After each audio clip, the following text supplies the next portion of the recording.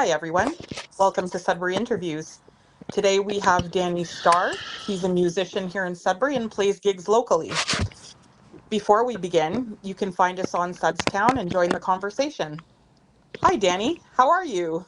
Hey Jana, I'm very well. Just finished a gig, 4 to 8. I played at a 80th birthday party tonight, and it was very good. It was very good. They're not all super good like that. That was above average, and I told them that. For it was just a perfect night. Everything was perfect. The food, the people were happy, and it was really good. So, how are you? I'm well, thank you. Well, this isn't about me. This is about you. I know. I remember saying that to you. I know. So Jana I'm going to throw it was right episode back at you. one. Jana was episode one on the end, and you know what? I just made that stuff up on the spot. You didn't even know I was going to say that. No, not at all. So, so what's up? So, so tell us, how did this, how oh my God. So tell us how this began for you and how you found your way to being a musician. Okay, well, you remember those old? There was these like before we had downloaded music and digital music. We used to have these. They were called ghetto blasters. You would remember those? Ghetto J. Yeah, Ghetto J, but Ghetto Blaster. You remember those old Oh yeah. radios? Like Yeah, it's yeah. kind of long, 2 feet long, and it's thin, and Mm-hmm. some of them had a microphone built in back in the day. So I Mm-hmm. got one of those. I had one of those, and you would put a cassette tape in there, and you would press record, and then you could just talk, and it would record your voice. So I Mm-hmm. would run around and record my friends, and I was always singing. I had a bunch of tapes singing, and this was when I was like 5, 6, 7. Well, probably 7, 8, 9, like before I ever started singing actually. And I also used to do a fake radio show. So I would press record, and I would talk about the weather and introduce the next song, and then the next song on the radio would play. I would record that song. So I made like fake radio shows, and I had tapes of this stuff. So that's like the earliest recollection I have with singing.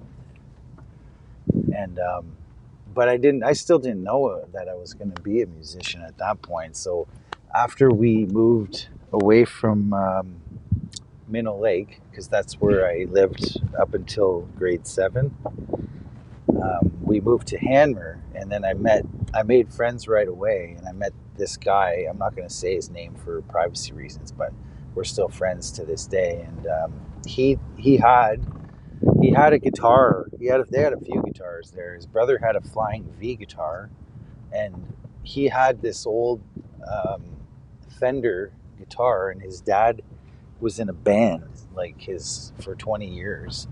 And in fact, I just saw his dad's band. I just saw the guy last week at my gig. He came out to my gig, the guy that my friend's dad played with, and put the pieces together. But anyway, so he was playing. He would pull out this guitar and he would start playing Nirvana songs. And I was like, "How are you doing that? You know, like how are you able to play those songs?" And he said, "Well, put your finger here." So he taught me how to play a little bit, but it was just the top string because I wasn't ready for bar chords or whatever. So he taught me on the top note, which is the fattest string of the guitar, on the very top, the E string. He taught me a few things there. Like it was all Nirvana songs, 100%. That's all I knew how to play back then. I was about 11, 12, I think, probably 12, 11, 12. So we he had a drum kit down there. We had amps, guitars, PA system, and every day after school we would go to his house and jam like every day and eat blueberry sandwiches with peanut butter on it, like jam sandwiches with peanut butter, and play music. And that's what we did throughout grade 7, 8, and throughout high school.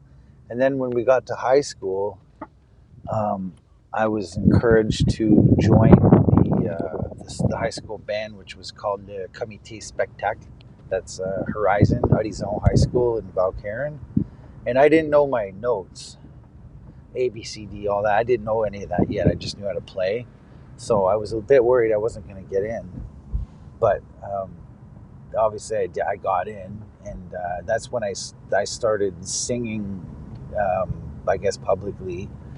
Because up until that point, we were just doing it in the basement of his house. And then sometimes at my house.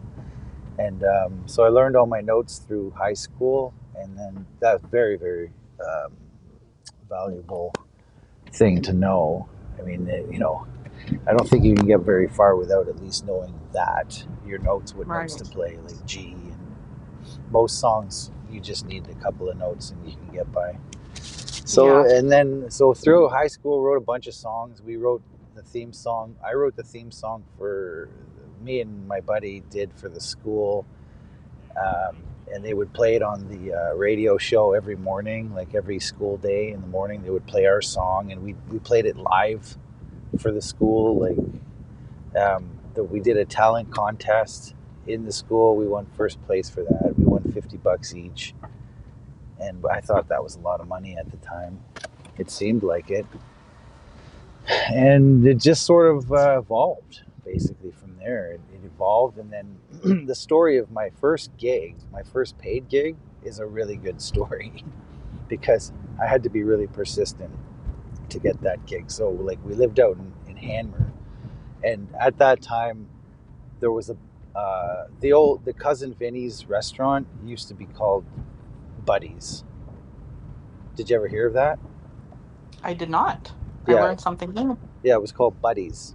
It was called Buddies Restaurant, and it was really, really busy. Like it was a poppin' place, like every weekend. And that's where I wanted to start. So I called her, and again, I won't say her name, just for privacy reasons. But the owner, she's a very well known person.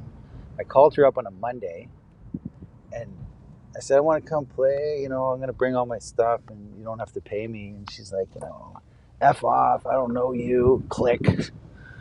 So the next week, I called her back on the Monday, and I said, hey, it's Turbo, because my first stage name was Turbo. She's like, I don't know who you are, buddy, like leave me alone, and click. She hung up on me a second time. So then the third time I called her up on the Monday, she's like, I said, hey, just give me a chance. Like, I just want to come play some tunes. You don't have to pay me. Like, let's see what happens. She's like, okay, fine, bring your stuff and do it. And then she hung up on me. So I called my buddy Sean. I'm like, I got a gig. So he comes and picks me up in his car right away. We head over there, bring all my stuff, my PA system and everything. I set up, I play all night. And then at the end of the night, she walked up to me with money in her hand. She had $150 in her hand. She gave it to me, and she said, I want you every Monday. Ah! Wow. Isn't that cool? That's a great story. Mm-hmm. It's a story of persistence, as you say, and I think that that's so important as a performer.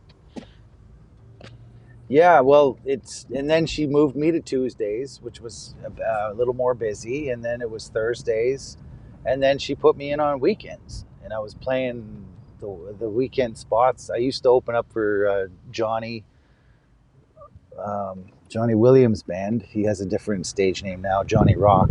Used to open up for him, and Mark Sade was playing there, buddies at the time with his band Stillwell. There was Andre Forget with Acoustica. Really, really good bands. And I was playing the weekend slot as well. So that's how it started. And from there, it was just gig after gig. And I've done well over 2,000 shows now. That's amazing. And Yeah. if I'm not mistaken, you also participated in Canadian Idol, right? Oh, no. Yeah, I did. Did you Yeah. want to talk about that a little bit? Yeah, I could talk about that. It was really, really hard. So yeah, my audition was in London, Ontario. I went down with my girlfriend at the time and my mom. We drove down in a snowstorm. It was in January of 2007. And one of the things that are a mistaken concept about it is that you automatically get to see the celebrity judges, but you don't. You have to go through 4 different auditions before you ever get to see the celebrity judges. So most of the 12,000 people that auditioned that year, they didn't even see the celebrity judges. They get eliminated by producers or whatever. So there was like 4 rounds of auditions, and after the fourth one, we got to see the celebrity judges, and they gave me the gold ticket, which is the top Who were one. they? Sass Jordan, Jake Gold, Zach. What was his last name?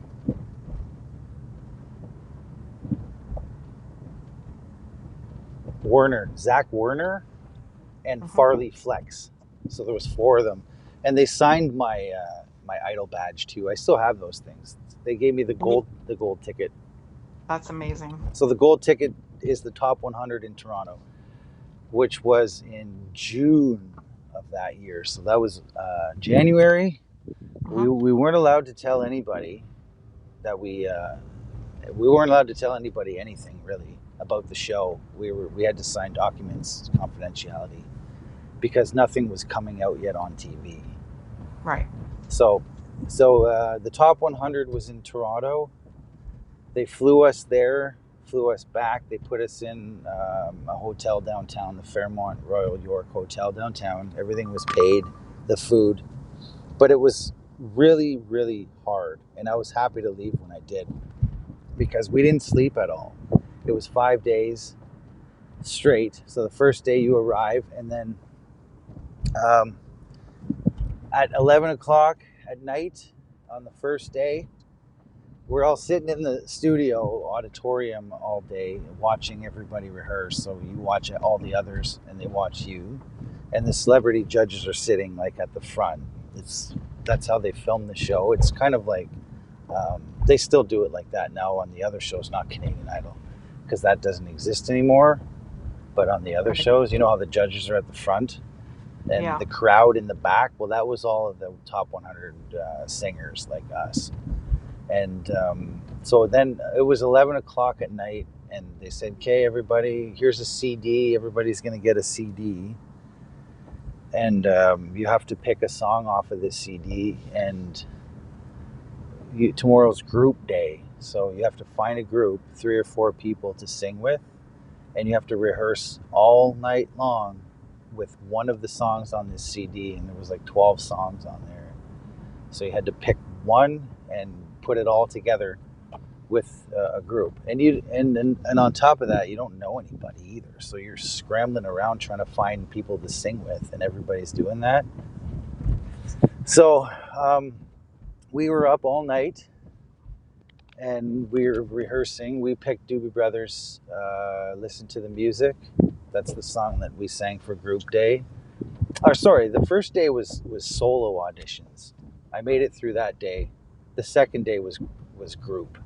So this was the second round of so they eliminated people after the solo day. We all rehearsed our auditioned like solo, meaning alone on the stage. And then that night they gave us the CD, tomorrow's group day. So you go find your group. And we had to be in the studio for 6 a.m. and they gave us the CD at 11 p.m. So we were up literally all night. Nobody slept at all. And so we show up in the morning and we sit all day, in the studio watching everybody else audition, etc. And then we did ours, and they did their nominations and made it through that day as well. So now we're kind of like top 70, maybe somewhere around there. And then at 11 o'clock at night, it was the same thing again. Now that was the third time, because there was the solo, and then there was the group CD that they gave us. Then they gave us another CD for like the third one, and they said tomorrow's duet day, so find a duet partner and pick one of these songs and rehearse all night. So we hadn't slept at all at this point, and we had to go back into the studio at 6 a.m. again, like the next morning. So I found this fantastic singer, much better than me, and her name's, well, I won't say her name, but she was really, really good. And we rehearsed um, all night long. We sang Willie Nelson's song, You Were Always on My Mind. That was the song that we sang, her and I together. And I just remember going, like sneaking out of the studio and going to a Chinese food restaurant that was right around the corner. And I asked them for an onion because I wanted to make it look like I was more emotional with that song when I was singing my parts. So I actually put like the onion up to my face so that I looked more emotional. That's amazing. Yeah. It was really hard. Like we were tired, exhausted really, and I basically wanted to leave at that point, like because I couldn't even, you know, it was just being awake for that long. It's really difficult. Yeah, I bet. Yeah, But it and was worth it in the end? well, yeah, it was fun. It was worth it. And then so that night there, they eliminated between 70 and 30. So I was amongst one of them that went home after the duet. But my duet partner, she continued on. She continued on that night. And the guy who won the whole season, Brian Mello, he was my roommate in Toronto during that time. But we didn't go to sleep. But we were in the same room, like hotel room. Yeah. Wow. What a great experience. Yeah, and Ben Mulrooney was there all along. He was introducing the show and walking around, and we got to talk with him. He was there. The singers that were there were extraordinary. I mean, they were really really good. Like, I'm just an entertainer, right? I sing cover songs and whatnot, but like these people were really really good, much better than me. Um, but the reason they sent me home, like there was this whole all of the people that went home that day, which was between 70 and 30. So there was 40 people. They were all in a lineup to go and talk to the celebrity judges. And for some reason, I was at the back of the line, but for some reason they came and got me at the back of the line and put me in first before all the other people. I don't know why they did that, but they didn't want me to wait. They didn't want me to wait. So they brought me in and they signed my Canadian Idol badge, which I still have, and all of the judges signed it, and they told me why they sent me home, because they said we can't market you because you're too versatile. Like you can sing country, you can sing rock, and you can sing blues, and we just don't know where to put you, because everybody sort of is distinctive that was Right. there. Like there was like the gothic guy, the country guy, everybody was very distinctively in a genre of music except for me. And it's still like that today. Like that's why I get so many gigs, because I play a lot of different stuff and I love it all. But that's why they sent me home, because they said we don't know where to place you. Like what we can't sell you to the public because we don't even know what you are. Yeah. But I, Right. I was happy to leave. And when I was on the airplane, I think I was hallucinating. I was so tired that I was probably hallucinating. And I remember being more tired than I was ever in my entire life during that on the way back. So that was kind of it in a nutshell. There's a lot of other things too, but it was really difficult. And the people who continued on had to go on for more days of no sleep. All those singers on the show, they haven't slept. in days, especially the top 10, because they filmed all the way to the end.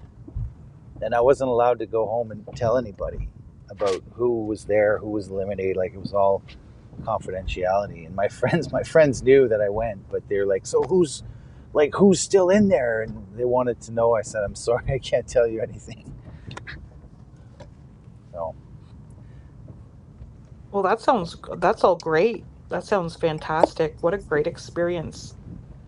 yeah, it was good. Hmm. It landed me a lot of gigs when I got back. I already had a lot before that, but it gave me a little bit more notoriety, I guess, you know, Hmm. or whatever. And do you travel around for gigs? Like, do you go out of town for gigs? Yeah, I do sometimes. I don't like to anymore, but I have done a fair share of it.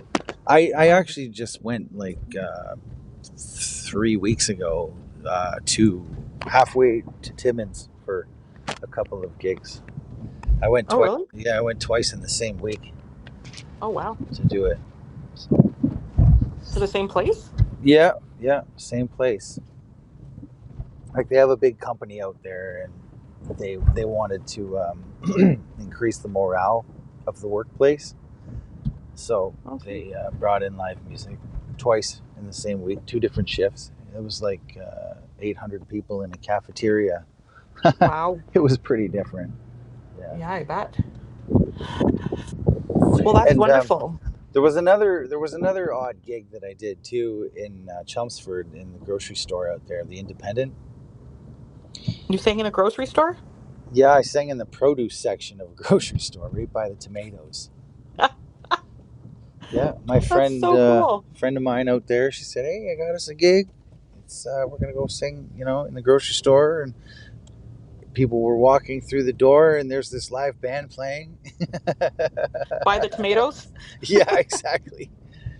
So that was another really bizarre gig that I did. It was good though. It was fine.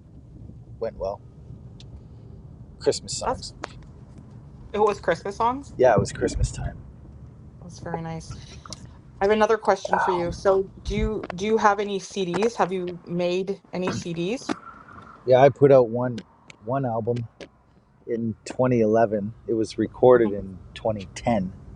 It was a Hmm. full band album, but the band broke up before before the album was released. So I released it as my own name, Dani Starr, in Okay. 2011, and I got 1,000 copies printed, like CDs, and I was selling them at my shows Hmm. for a while, and yeah, I don't even think I have one left. That's great. I don't even think I have one. I thought I did up until recently, and I was looking for it, and I couldn't find it. So Do you think you would record another CD? yeah, In I do want to. I have an idea of what I want to do. Like, I want to make an hour of music, Hmm. like an album, and that would be enough for me. If I could do something 1 hour of music that I'm really proud of, and that I'm like 100% cool with, I think that would be enough for me. I wouldn't need to do any more after that. So that's what I would want to do. Is like write enough music to go 60 minutes, and sort of like a story. Like, each song connects into the next one, and it all kind of fits together like a puzzle. Hmm.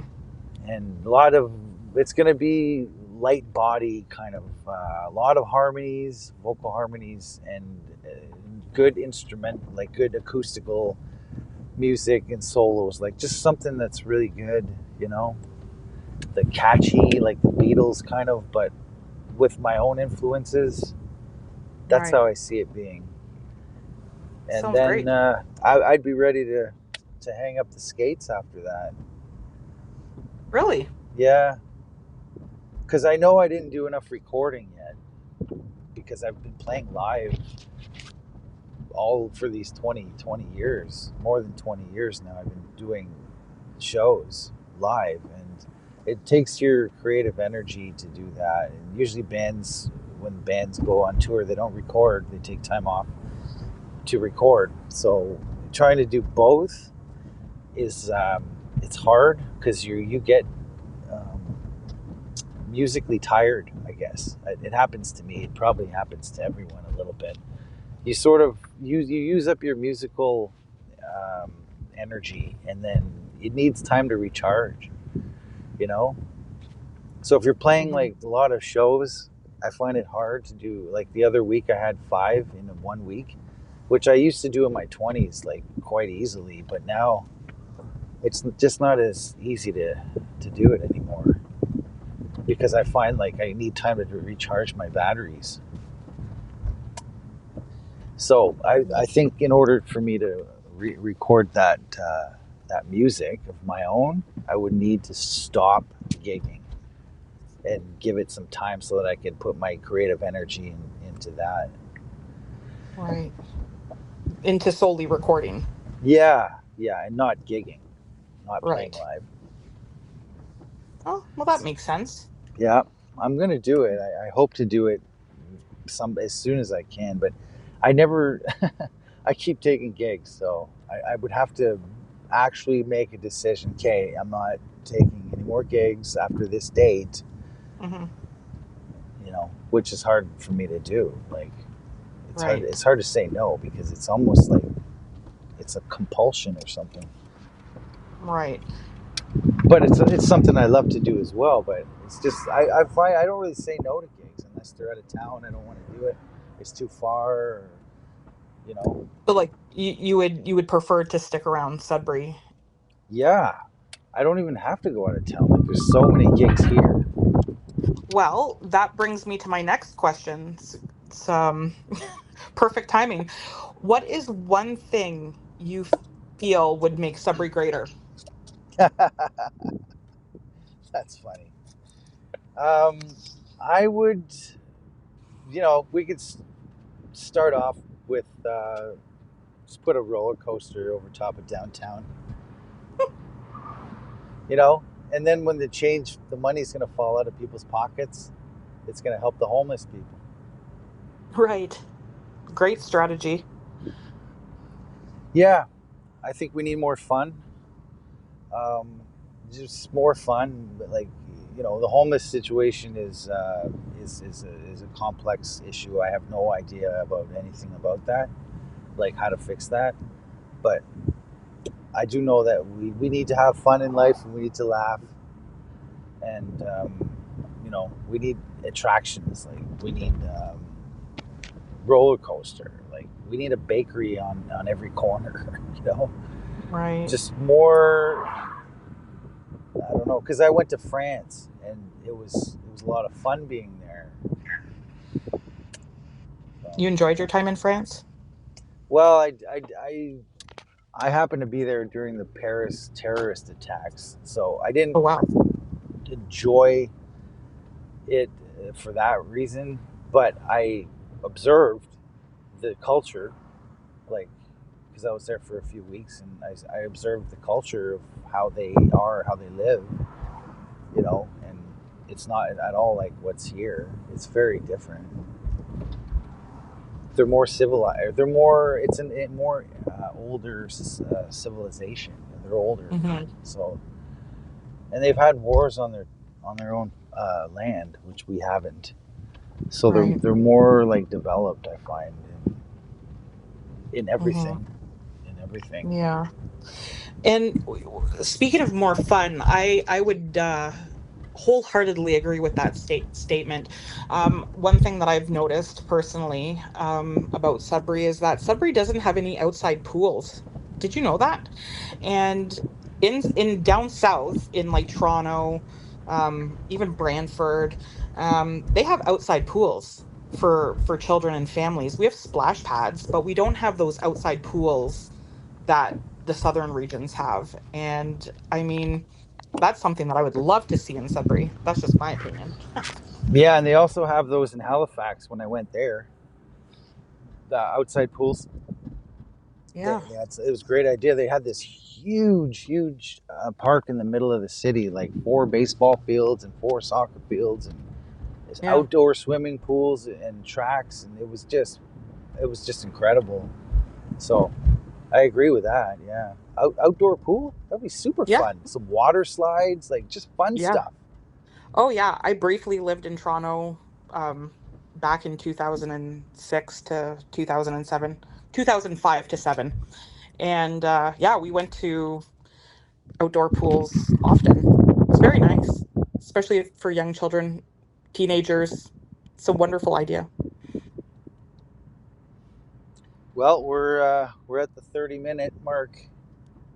All right. Well, Dani, I'd like to thank you for your time. My pleasure. It's been Anytime, a Janice. great interview. It's always great hearing from you. And I look forward to the future and wish you the best of luck. Thank you. Same here. I'll talk to you soon. Talk soon. Bye. Bye.